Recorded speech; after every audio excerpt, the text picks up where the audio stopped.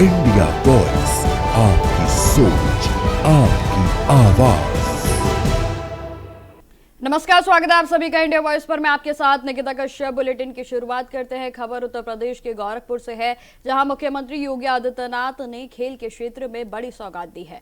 उन्होंने कहा कि गोरखपुर अब क्रिकेट हब के रूप में विकसित होगा और इसके लिए अंतर्राष्ट्रीय क्रिकेट स्टेडियम की आधारशिला भी रखी गई है। तो वहीं भूमि पूजन और शिलान्यास कार्यक्रम के दौरान मुख्यमंत्री योगी आदित्यनाथ ने कहा कि यह स्टेडियम पूर्वांचल के युवाओं के लिए एक नए अवसर लेकर आएगा। अत्याधुनिक सुविधाओं से लैस यह स्टेडियम अंतर्राष्ट्रीय स्तर के मैचेस के लिए भी मेजबानी करने में बेहद ही सक्षम होगा। बांसगांव के विधायक डॉक्टर बिमलेश पासवान जी, माननीय विधायक श्री फतेह बहादुर सिंह जी, महेंद्रपाल सिंह जी, प्रदीप शुक्ला जी, श्री राम चौहान जी, श्रवण निषाद जी, राजेश त्रिपाठी जी, आज के इस कार्यक्रम में इस पूरे कार्यक्रम को एक नई ऊंचाई प्रदान करने के लिए और गोरखपुर में इंटरनेशनल स्टेडियम की स्थापना हो, इंडियन ऑयल कॉरपोरेशन के चेयरमैन श्री अरविंद सिंह साहनी जी, उत्तर प्रदेश सरकार के सलाहकार श्री अवनीश अवस्थी जी, भारतीय जनता पार्टी के जिलाध्यक्ष श्री जनार्दन तिवारी जी, महानगर अध्यक्ष श्री राजेश गुप्ता जी, क्षेत्रीय अध्यक्ष श्री सहजानंद राय जी, इस अवसर पर विशेष रूप से उत्तर प्रदेश खेल विभाग से जुड़े हुए हमारे अधिकारी और दोनों अधिकारी हमारे ओलंपियन भी हैं। खेल विभाग के सचिव श्री सुहास एलवाई और निदेशक खेल डॉक्टर आरपी सिंह, ये दोनों लोग भारतीय टीम का ओलंपिक में नेतृत्व किए हैं। आज के इस आयोजन में उपस्थित सभी बहनों और भाइयों और मेरे खिलाड़ी मित्रों, मैं सबसे पहले गोरखपुर में इंटरनेशनल क्रिकेट स्टेडियम की स्थापना हो सके, सबसे पहले बहुत सकारात्मक भाव के साथ एक अनुरोध हम लोगों ने किया था और केंद्रीय उस समय के आवासन और नगर शहरी विकास मंत्री और भारत सरकार के उस समय के ही पेट्रोलियम और प्राकृतिक गैस मंत्री के रूप में जो दायित्व आदरणीय प्रधानमंत्री जी ने डॉक्टर हरदीप सिंह पुरी जी को दिया, उन्होंने सबसे पहले कहा कि गोरखपुर में इंटरनेशनल क्रिकेट स्टेडियम के लिए हम लोग सहयोग करेंगे और उन्होंने उस समय 100 करोड़ रुपए अकेले गोरखपुर के स्टेडियम के लिए एक कलम से उन्होंने स्वीकृत किया। आज वे हमारे बीच में शिलान्यास कार्यक्रम में आए हैं। मैं उत्तर प्रदेश सरकार, पूर्वी उत्तर प्रदेश के नौजवानों, यहां पर उपस्थित हजारों खिलाड़ियों की ओर से उनका हृदय से स्वागत करता हूं, अभिनंदन करता हूं। बहनों और भाइयों, जब पूरा देश और पूरी दुनिया वर्तमान में पश्चिम एशिया संकट से जूझ रहा है, पूरी दुनिया में उथल पुथल है, पेट्रोलियम पदार्थों का दाम आसमान छू रहा है, अनिश्चितता की स्थिति है, दुनिया के कई देशों में अव्यवस्था है। उन स्थितियों में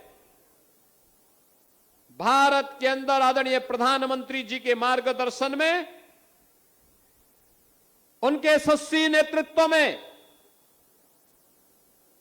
भारत के पेट्रोलियम और प्राकृतिक गैस मंत्री के रूप में माननीय श्री हरदीप सिंह पुरी जी ने जिस बेहतरीन प्रबंधन का परिचय देकर के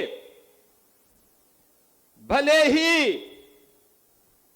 प्राकृतिक और पेट्रोलियम मंत्रालय के ऊपर तेल कंपनियों पर भले ही बोझ आ जाए, लेकिन आम जनता को राहत मिलेगी और आम जनता को लगातार पिछले 60 दिनों से दुनिया के अंदर की इस क्राइसिस में भी राहत देकर के हर व्यवस्था को सुचारू रूप से संचालन और उसके प्रबंधन के कार्य को आपने आगे बढ़ाया है। इसके लिए उत्तर प्रदेश वासियों की ओर से भी मैं आपको हृदय से धन्यवाद देता हूं, आपका अभिनंदन करता हूं।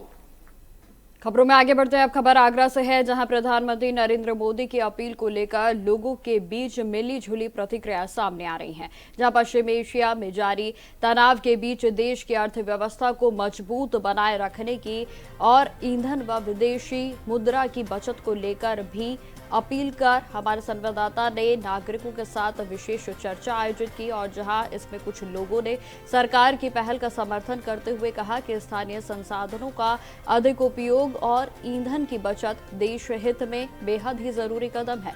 तो वहीं कुछ प्रतिभागियों ने इस अपील पर सवाल भी उठाए हैं। देखिए आगरा से संवाददाता जिशान अहमद की यह रिपोर्ट।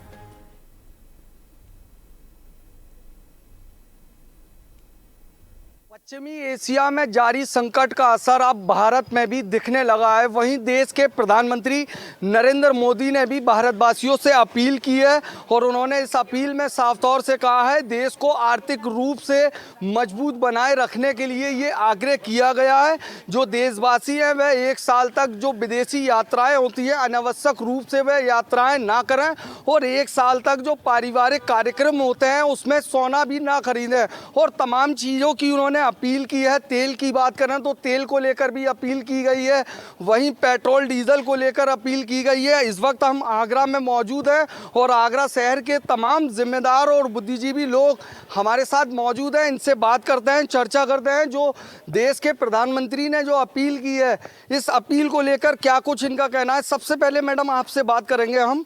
प्रधानमंत्री ने अपील की है जो घर में तेल इस्तेमाल होता है उसको लेकर भी एक अपील की गई है, तो कैसा देख रही हैं आप इस अपील को? देखिए, परम आदरणीय नरेंद्र मोदी जी ने जो अपील की है वो सारे देशवासियों के लिए की है, ना कि किसी पार्टी के लिए, ना कि किसी जाति के लिए।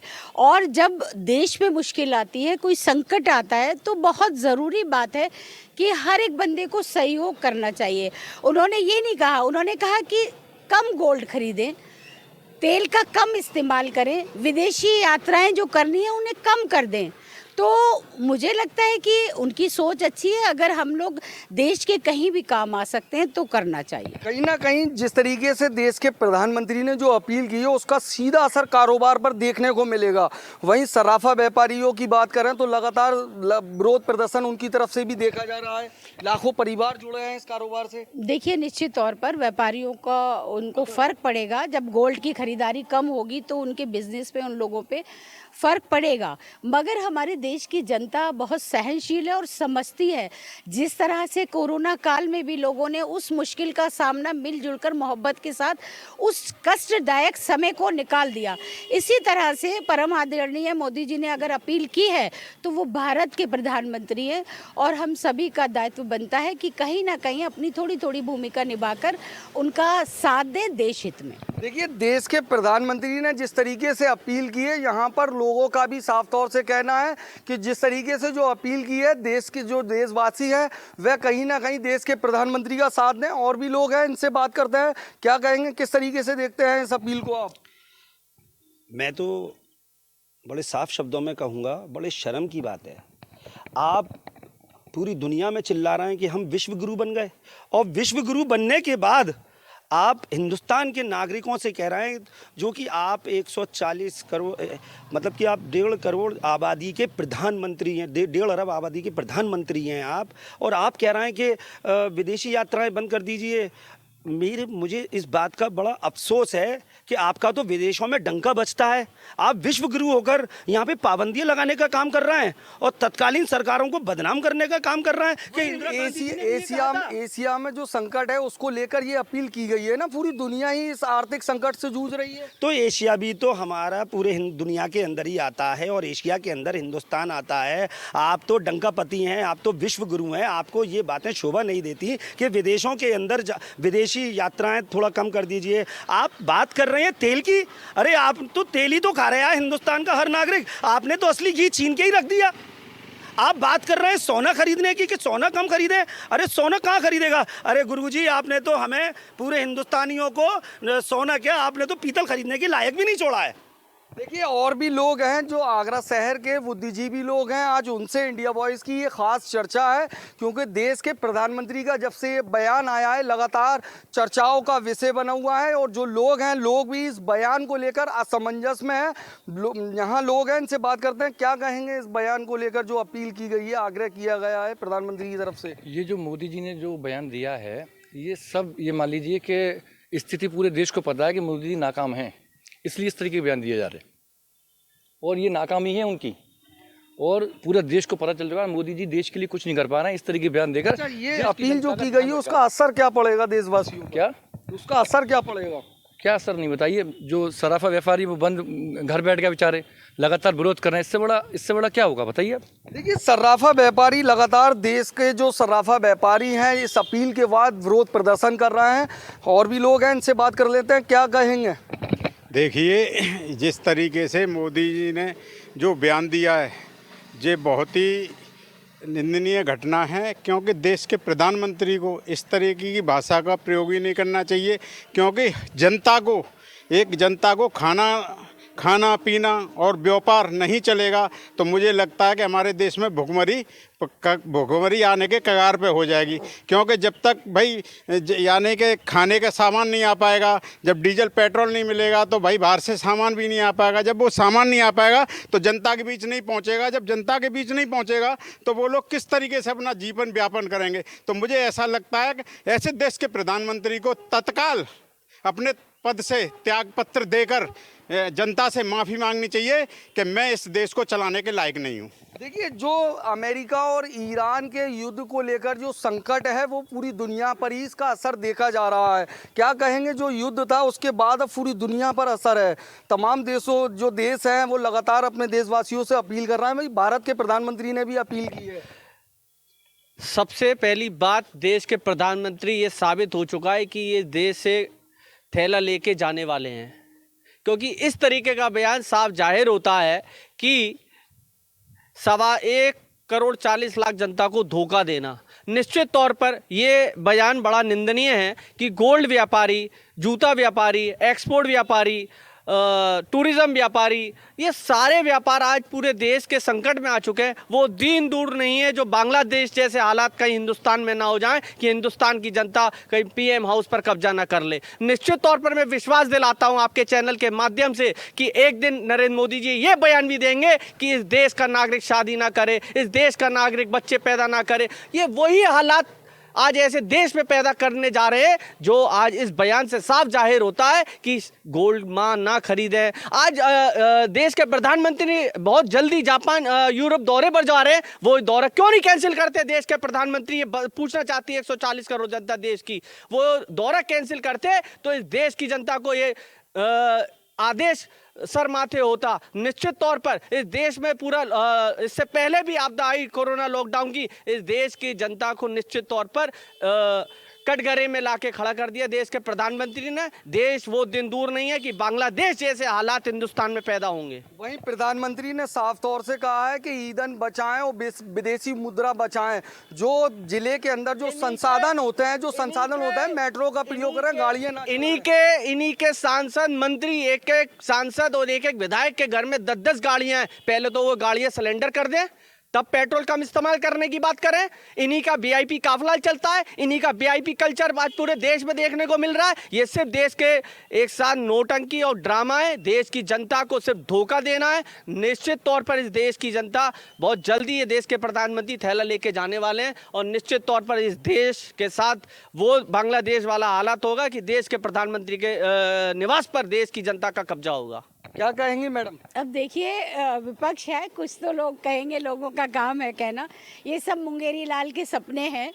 जनता अथाह प्यार करती है और जिसका अभी 5 राज्यों में आपने रिजल्ट देखा, मोदी जी की मोहब्बत है, मोदी जी का असर है, मोदी जी का प्रभाव है और हमारे भारत के प्रधानमंत्री हैं। हमें पार्टियों के बेसिस पे नहीं देखना है, देश हित के बारे में सोचना है।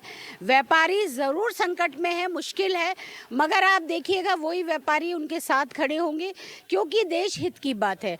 और रही मोदी जी की यात्रा की बात, वो प्रधानमंत्री हैं, वो देश के लिए संपर्क कर सकते हैं और देशों से मीटिंग कर सकते हैं कि हमारे देश की नीतियाँ मजबूत कैसे हो। अगर हम सारी जनता के लोग ये कहें कि प्रधानमंत्री वहाँ जा रहे हैं तो हम क्यों ना जाएं। उन्होंने हमसे अपील की है, सहयोग की अपील की है कि हम बहुत गोल्ड ना खरीदें, पेट्रोल वेस्ट ना करें। इसका मतलब ये तो नहीं है कि अगर किसी के कहीं ना कहीं विपक्ष आरोप लगाता है जिस तरीके से जो जनप्रतिनिधि है, विधायक है, मंत्री है, उनके बड़े काफिले होते हैं, 10 से 15 गाड़ियां उनके पीछे चलती हैं, तो क्या उनकी अपील का असर उनके जनप्रतिनिधियों को नहीं है? निश्चित तौर पर देखिए, मंत्रियों के काफिले में 10-10 गाड़ियां साथ चल रही हैं और कल ही के इनके मुख्यमंत्री ने फरमान जारी किया है कि कैबिनेट में प्रस्ताव पारित हो रहा है कि मंत्री जो है काफिला अपना कम कर दें, पेट्रोल कम इस्तेमाल। अरे आज ही लेटेस्ट उत्तर प्रदेश सरकार के जो मुख्यमंत्री हैं उन्होंने प्रधानमंत्री की अपील के बाद अपने ही जो कैबिनेट है उसमें एक निर्देश भी दिया है कि जो 50% जो काफिला है उसको कम कर दिया जाएगा। साफ तौर से मुख्यमंत्री ने भी अपील की है। ये नियम सिर्फ प्रधानमंत्री जी ने विपक्ष के लिए नहीं किया है, भारत के हर उस बंदे के लिए किया है। प्रोटोकॉल उन्होंने कहा है कि कम किया जाए, गाड़ियां कम की जाएं। अगर आप 20 गाड़ियों का काफिला लेकर जा रहे हैं तो ऐसा नहीं है कि भाजपा के लोगों पर ये नियम लागू नहीं होगा। 1 मिनट में मेरी बात पूरी करने दीजिए। नियम सबके लिए बराबर है और आप देखेंगे कि बदलाव आएगा जरूर। अगर 10 गाड़ियों का काफिला था तो जरूर 2 गाड़ियों में तब्दील। आर्थिक स्थिति को मजबूत रखने के लिए देश के प्रधानमंत्री नरेंद्र मोदी ने देशवासियों से ये अपील की है। क्या कहेंगे इस अपील का? कह सकते हैं कि कहीं ना कहीं विरोध भी हो रहा है। मैंने सबकी बात सुनी कि प्रधानमंत्री जी कह रहे हैं सोना कम खरीदो, ईंधन मत खरीदो, तेल मत इस्तेमाल करो। मैं ये पूछना चाहता हूँ कि जब कांग्रेस सरकार थी तब लोग कितना सोना खरीदते थे, अब कितना खरीदा जा रहा है? कभी उस पर भी आंकड़ा देखो। साथ साथ कांग्रेस ने कितना विकास किया और अब का विकास देखो। नहीं, विकास पर चर्चा नहीं है, ये एक अपील जो की गई है केवल उस पर चर्चा है। मेरे को उस बात का पूरा जवाब दे दो। अपील कही है कम करने की, कहीं ना कहीं विकास में पैसा लगता है, मुंह से बोल के विकास नहीं होता है। और जहाँ पे पूरा संसार इस टाइम पे कंडीशन में जूझ रहा है, आर्थिक कंडीशन के अंदर, हिंदुस्तान उस देश से बाहर नहीं है, हम उसी संसार में रहते हैं जिस संसार में आर्थिक कंडीशन चल रही है। अगर वो कह रहे हैं कि उसको थोड़ा कम कर लो, क्या दिक्कत है? कोई दिक्कत नहीं। कहीं ना कहीं ले लगता है कि विपक्ष को मौका चाहिए होता है कि बोलने के लिए। क्या इससे पहले कांग्रेस ने कोई अपील नहीं करी? जब युद्ध हुआ था क्या कांग्रेस ने आम जनता से पैसे इकट्ठे नहीं करे? अगर आज जनता से अपील कर रहे हैं हमारे प्रधानमंत्री मोदी जी, उनकी क्या गलती है? वो सहयोग की मांग कर रहे हैं, ना कि ये कह रहे हैं कि तुम सब बंद कर दो, ना कहीं जाओ ना कोई खाओ। कह रहे जो कम चीज़ का इस्तेमाल है वो करो, ना कि बंद कर दो। ये तो विपक्ष है, ये जो मर्जी बोलेगा, क्योंकि विपक्ष के हाथ से कभी केरला गया, कभी बांग्लादेश गया, सब नहीं इनके उसके बाद। और भी लोग हैं हमारे साथ, इनसे बात कर लेते हैं। क्या कहेंगे जिस तरीके से देश के प्रधानमंत्री ने अपील की है? देखिए साहब, मैं बस इतना कहना चाहूँगा, it's a failure of government. एक तरफ तो आप ये कहते हैं कि $3 ट्रिलियन की हमारी जो है हम इकनॉमी की तरफ हैं, और दूसरी तरफ आप लोगों से ये कह रहे हैं कि आप सोना मत खरीदिए, आप घूमिए मत, आप वर्क फ्रॉम होम करिए। आप मुझे एक बार बताइए, आप 100 करोड़ लाख रुपए के आपके इंपोर्ट्स हैं, है ना? 100 लाख करोड़ के इंपोर्ट्स के अगेंस्ट में आप 30 लाख करोड़ का जो है एक्सपोर्ट करते हैं, जिसमें से सोना जो है 10 लाख करोड़ का आप इंपोर्ट करते हैं और 7 लाख करोड़ का आप एक्सपोर्ट कर देते हैं, वही सोना गहने बना करके। तो 3 लाख का हुआ। असली जो चीज़ जो इंपोर्ट्स हैं वो आपकी चाइनीज सामान का है, वो 50% ऑफ द जो आपके इंपोर्ट्स हैं उसका है। आप उसे क्यों नहीं रोकते हैं? आप यहाँ कौन सी इंडस्ट्रीज खड़ी कर रहे हैं? कौन सी इंडस्ट्रीज यहाँ पे आई हैं? जो चीज़ चाइना से मंगाई जाती है आप यहाँ पे वो इंडस्ट्रीज खत्म करिए। आपको बताते चलें कि ईंधन बचत पर जिस तरीके से प्रधानमंत्री नरेंद्र मोदी की ओर से अपील की गई थी और इसी पर आपने सुना कि तमाम फीडबैक से सामने आए हैं और क्या कुछ लोगों का कहना है, आप लगातार सुन रहे हैं। कुछ नहीं बोलूँगा विपक्ष के लिए। विपक्ष का काम यही है कि कोई अब हमारे ये उन्होंने अपील करिए, फिर कहूँगा हमारे प्रधानमंत्री ने अपील करिए, ना कि ये कहा है कि आप खाना मत खाओ, कि तेल मत इस्तेमाल करो, कि सोना मत खरीदो। उन्होंने कहा, देखिए साफ साफ दिख रहा है कि जैसे जैसे हमारे हिंदुस्तान के राज्य हमारे पे आ रहे हैं, 2-4 रह गए हैं ना, वो आ जाएगा तो हमें लगता है इनकी बोलती बंद हो जाएगी बस, क्योंकि वो असर दिख रहा है। इससे कुछ नहीं बोलूँगा विपक्ष के लिए। विपक्ष का काम यही है कि कोई अब हमारे ये उन्होंने अपील करिए, फिर कहूँगा हमारे प्रधानमंत्री ने अपील करिए, ना कि ये कहा है कि आप खाना मत खाओ, कि तेल मत इस्तेमाल करो, कि सोना मत खरीदो। उन्होंने कहा कि कुछ समय के लिए रुक जाओ। एक साल के लिए देश के प्रधानमंत्री ने अपील की है कि सोने से बचें, सोना ना खरीदें और विदेश यात्रा जो अनावश्यक रूप से होती है उसको कैंसिल करें। क्या कहेंगे? मैं ये पूछना चाहता हूँ कि माननीय आदरणीय प्रधानमंत्री जी विदेश क्यों जा रहे हैं? मैं आपसे पूछता हूँ, क्यों जा रहे हैं? देश हित के लिए। देश हित के लिए नहीं। अगर वो वाकई में कोई बात कह रहे हैं तो हिंदुस्तान की टेक्नोलॉजी, पूरी दुनिया की टेक्नोलॉजी ऐसी हो गई है कि आप सामने जो है कैमरास लगे होते हैं, वहाँ पे भी आप बात कर सकते हैं। उन्हें सिर्फ घूमने का शौक है, वो अपने शौक को पूरा करने जा रहे हैं जो उनको। देखिए हमारे साथ और भी लोग हैं, क्या कहेंगे? देखिए मैं आगरा की जनता की बात बता दूं। आगरा में 40 लाख लोग रहते हैं, जिसमें से 40 लाख लोगों में से कम 15 लाख लोग जूता उद्योग से जुड़े हुए हैं और कम से कम 10 लाख लोग जो गोल्ड लाइन से जुड़े हुए हैं और बाकी लोग पेठे से जुड़े हुए हैं। तो मुझे ऐसा लगता है कि इन पे असर डालकर पूरे उत्तर प्रदेश की व्यवस्था को ख़राब कर रहे हैं, क्योंकि हमारे देश में सबसे पहले अटल बिहारी वाजपेयी प्रधानमंत्री रहे। उन्होंने सबसे पहले रसिया से जूता उद्योग को ख़त्म किया और उसका असर आज तक देखने को मिल रहा है कि मजदूरों की क्या स्थिति है। और एक चीज़ और बता दूं,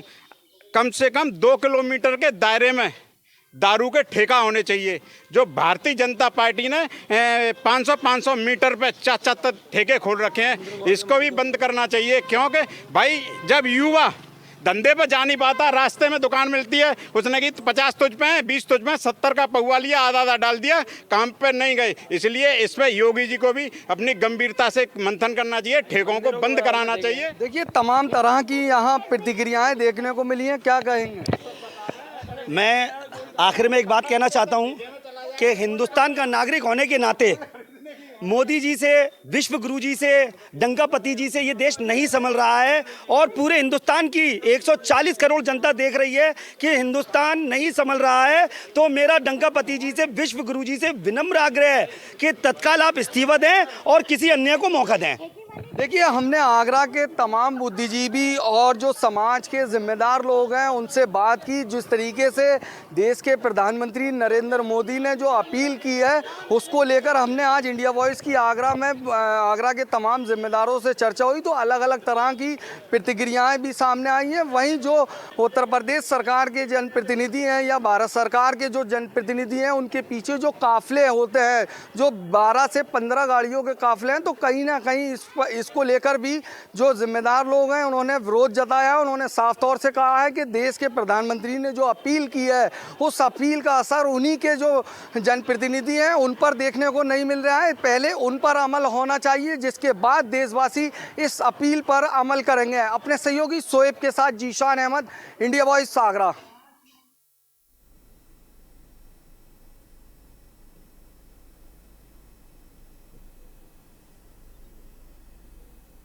तो फिलहाल मेरे साथ इस बुलेटिन में इतना ही। देश दुनिया की तमाम खबरों की जानकारी के लिए बने रहें हमारे साथ। नमस्कार।